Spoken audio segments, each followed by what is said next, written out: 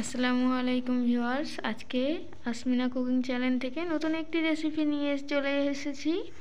রেসিপিটি হচ্ছে আলুর পরোটা। তার জন্য দুটো আলুকে আমি মাঝখান থেকে ভাগ করে নেব, নিয়ে 4 ভাগ করে সিদ্ধ করে নেব। তার জন্য উনুনে একটি কড়াই বসিয়ে সিদ্ধ করে নেব।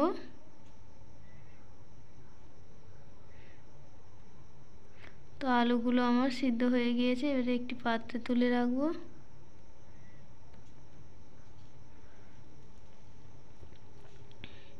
এবারে আলুগুলোকে আমি মেখে নেব ভালো করে। পরিমাণ মতো লবণ দিয়ে দেব,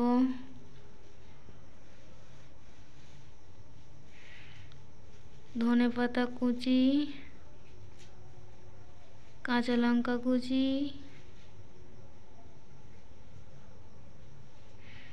গরম মশলার গুঁড়ো অল্প পরিমাণ, আপনারা চাইলে বাদ দিতে পারেন, এবং বেরেস্তা ভেজে রাখা পেঁয়াজ দিয়ে দেব।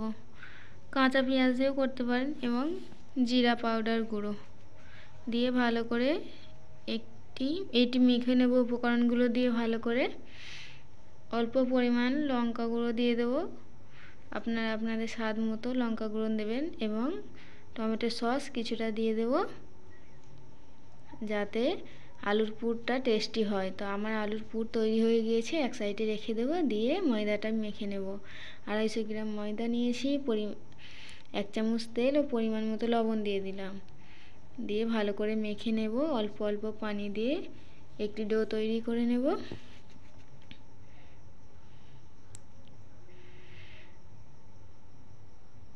ডোটা তৈরি করে 10 মিনিট রেস্টে দিয়ে দেব। 10 মিনিট পর আমি ঢাকনাটি খুলে বড় বড় করে গোল গোল লেচি করে নিয়েছি, এবং সেম আলুর পুর থেকেও গোল গোল তৈরি করে নেব।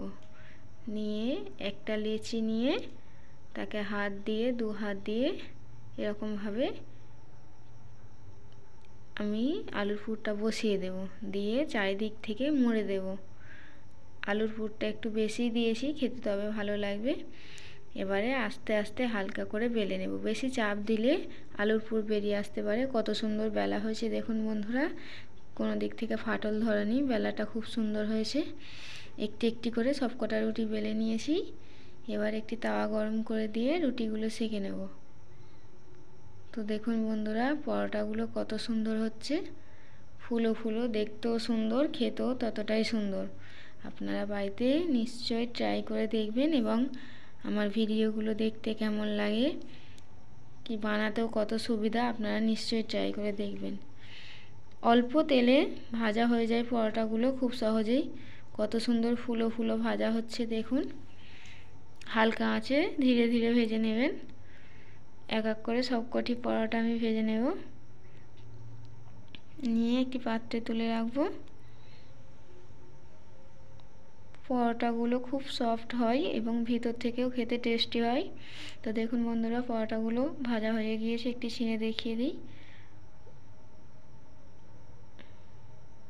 তো দেখুন বন্ধুরা, ভিতরের অংশটা কত সুন্দর দেখতে লাগছে, খেতেও ঠিক তেমন টেস্টি হবে।